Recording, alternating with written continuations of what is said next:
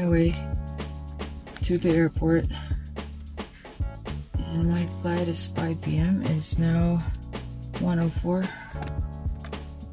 Okay, let's go.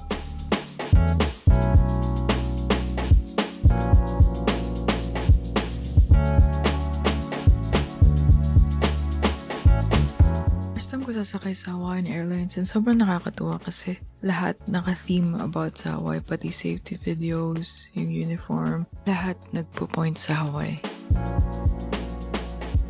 Meron silang libreng snacks. And also, kailangan mag-run ng ballpen kasi may declarations. Hindi talaga ako makatulog sa any flight, so nanood ako ng Hawaii Info series for 2 hours. Then, nakinood na lang ako sa harap ng The Notebook. They have like a 2-second rebound rate and you're back doing the next pain in the ass thing. So what? So it's not gonna be easy. It's gonna be really hard. And we're gonna have to work at this every day, but I wanna do that because I want you. I want all of you, forever. You and me, every day. 30 years from now, 40 years from now. What's it look like? Forever, forever, ever, forever, ever.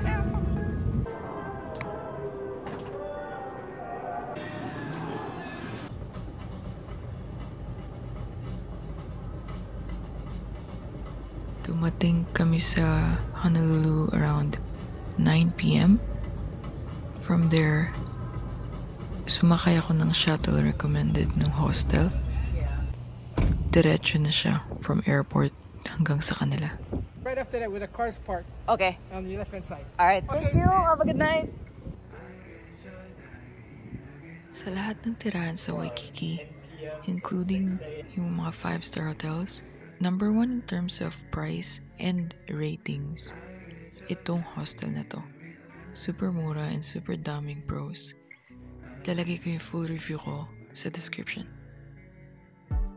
Day 2 in Hawaii. Ito yung itsura sa labas ng rooms. May washer and dryer, may beach gears na pwede mo rentahan. Sa labas ng bawat rooms may kanya-kanyang full-size ref, small hangout area, and sampayan for wet clothes and towels.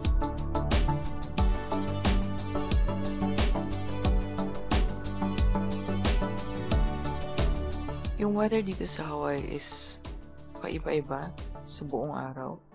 Bigla na lang umuulan. Para siyang Taiwan, pero doon sa Taiwan, nagiging gloomy. Pero dito, kahit umuulan, maaraw, kaya laging may rainbow. As in, araw-araw ko nakikita yung rainbow dito. And feeling ko yun yung reason bakit parang yun yung symbol ng Hawaii kasi meron sa license plate nila may rainbow. Super cute. Sobrang ganda. So, ayan. Recommended ko magdala ka ng packable raincoat or malinis sa ulan.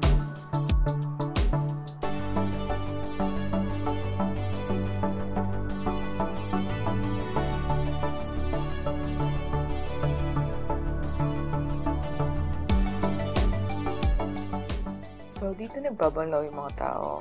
So, after ko magtampisaw, since hindi ako marunong mag-swimming, nagbanlaw ako dito. Then, lakad-lakad, bumili ako ng coffee. And then, bumalik na ako sa hostel to prepare for my day.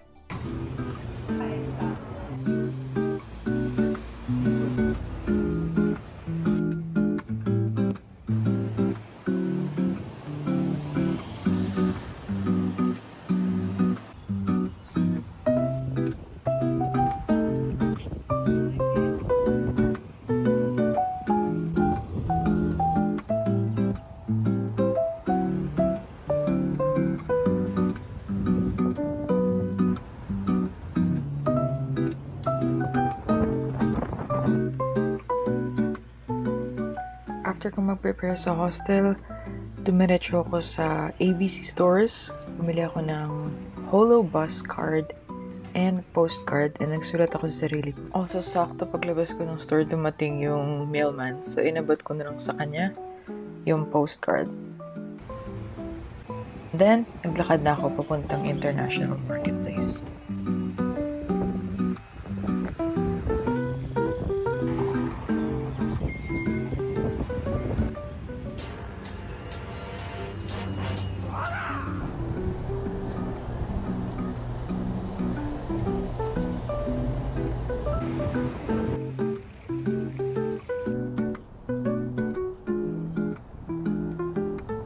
ako sa International Marketplace. Isa rin to sa mga nire-recommend na check-out since matagal na siyang part dito sa Waikiki.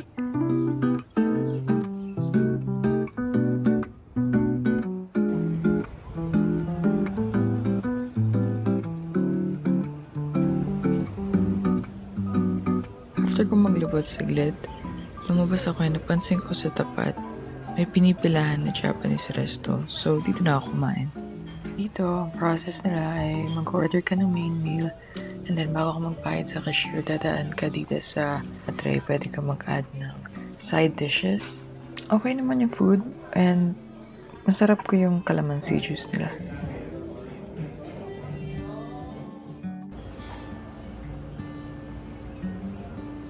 I just want to share yung thinking ko pag nagta-travel is gumising at umalis ng maaga para makarami ng mapupuntahan, and if may mangyari or maligaw ako, meron akong enough time to figure things out. Ang downside is medyo antok na ako nung hapon nito, so bumalik ako sa hostel na tulog. Pagising ko, nag-snack lang ako and then sumakay na ako ng bus papunta sa main event of the day, which is manood ng sunset sa sailing boat.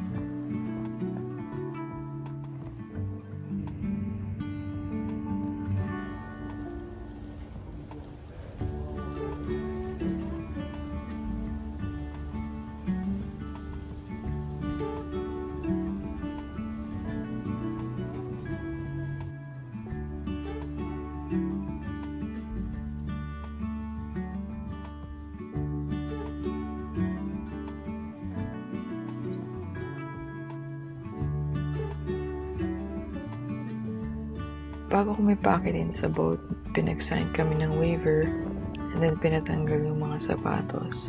Itong buong event is 2 hours. Yung hour and 50 minutes is bumabiyahe lang kayo nakatingin sa sea.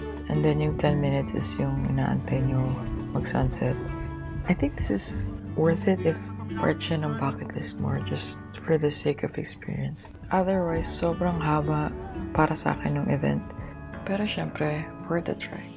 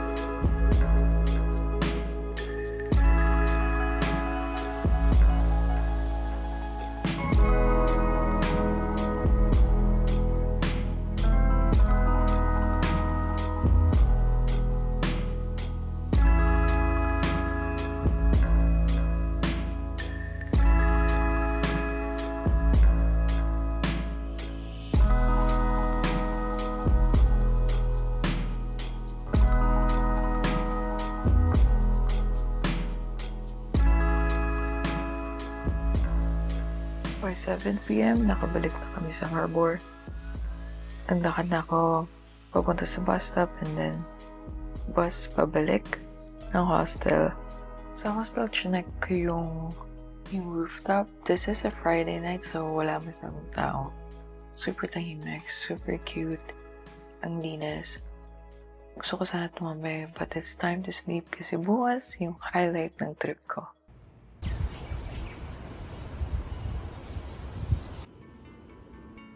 Okay, today, 2 exciting things. Number 1 is nag-book ako ng moped.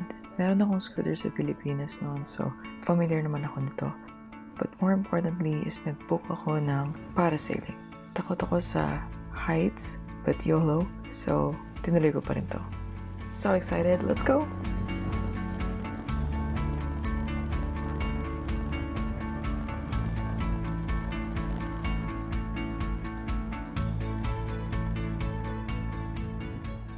Nakalimutan ko i-consider na mabagal yung moped. So, nalate ako dito sa parasailing. Buti na lang yung next slot merong available pa. So, nag-rebook lang ako for $10. And then, by 11, umalis na kami.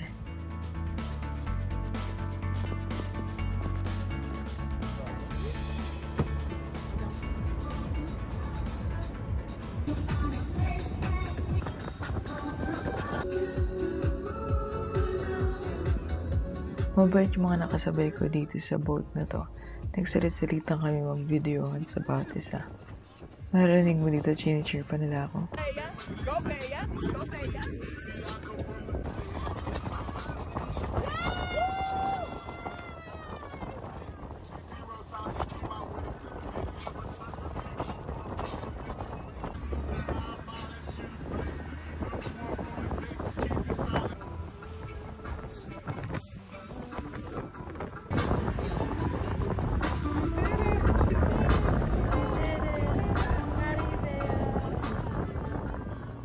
Narealize ko na hindi ako takot sa heights. Narealize ko na ang di ko pala gusto is yung mga sudden drop na rides.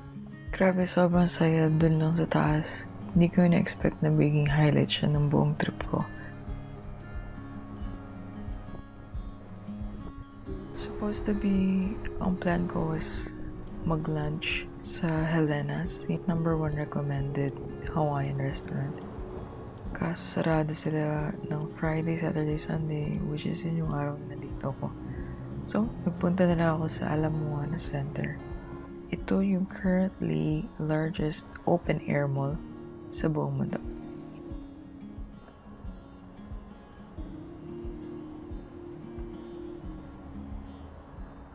Pause. After ko sarahin tong camera, sinara ko na yung upuan and nakalimutan ko nilagay ko dun yung susi. So, tumawag ako sa store and after 30 minutes, dinala nila yung spare key sa akin. Sobrang stressed ako dito kasi nung umaga, late na ako sa parasailing so nagbayad ako ng rebooking. And then na-realize ko, sarado yung Helena's. Nakakainan ko sana. And ngayon, ito. Anyway, na-drain ako after sa mga nangyari. So, wala na akong time para mag-ikot at maghanap ng restaurant. Buti na lang sa tapat ng parking may supermarket.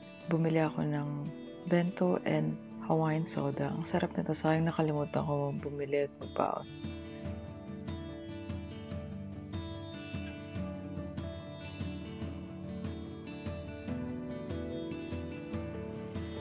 For dessert, tinry ko tong mango.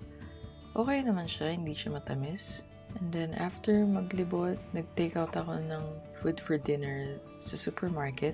Marami silang poke options. Poke is yung number 1 must-try food dito sa Hawaii. Kaso nga lang allergic ako sa raw food so ayoko mag-risk. Buti lang marami silang ready-to-go na ulam. Parang karenderya. So yun yung tinake out ko. Anyway, nag-drive na ako pabalik. Pero bago ko sinauli, nag-ikot-ikot ako around Waikiki area. Sobrang perfect ng weather. Recommended ko mag-rent kayo nito kahit one day. Super saya.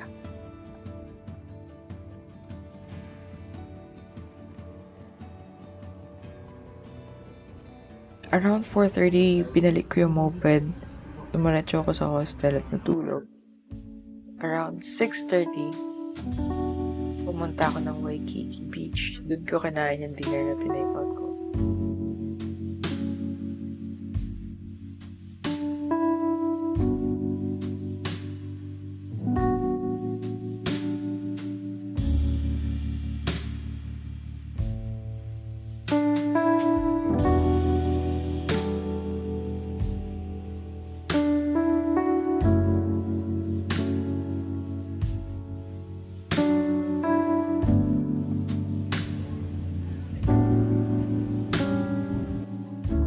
Sobrang wholesome ng mga ganitong moments. Yung mga random na tao from different places, sama-sama, tumigil at manood ng sunset. Ang cute pa is after bumaba nung araw, nagpalakpakan yung mga tao.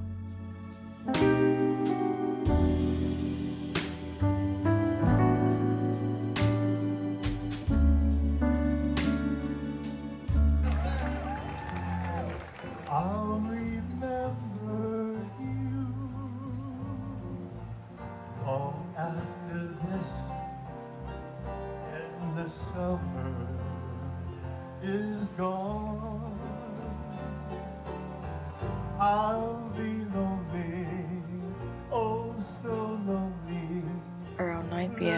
bumalik na ako sa hostel and nag-pack ng mga camera ko for check-out tomorrow.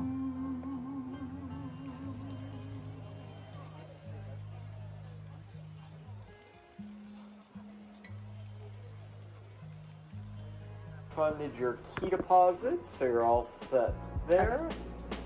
And then yeah, you can just store your bag.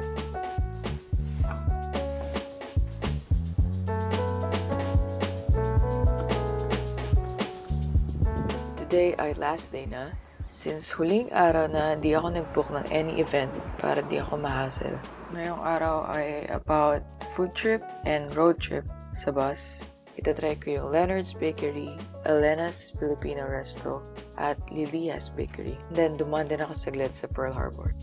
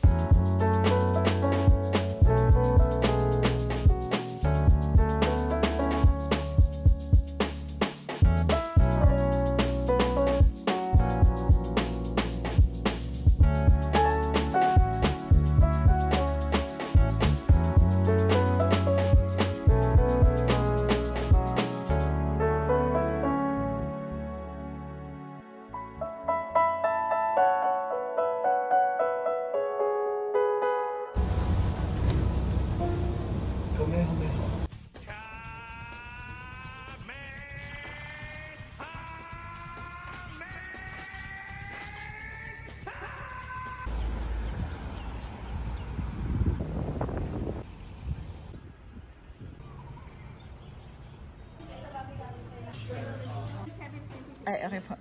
Meron po kayong Apple Pay?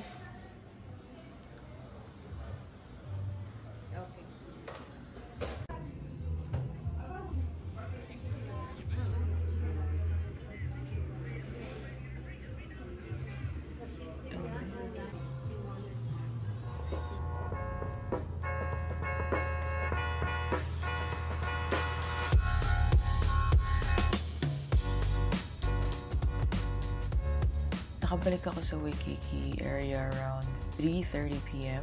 Grabe na yung traffic that time kasi may big parade today dahil Honolulu Day. Maraming daanan na sinara. And makikita nyo dito yung mga tao nakaupo at nag-aantay sa gilid dumaan yung parade.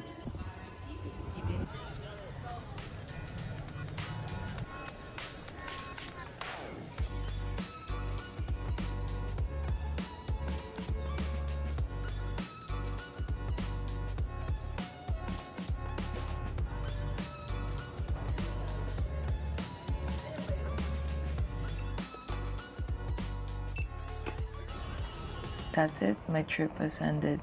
Umalik ako sa hostel para i-pick up yung bags. And 5:30, pinick up ako ng shuttle papuntang airport.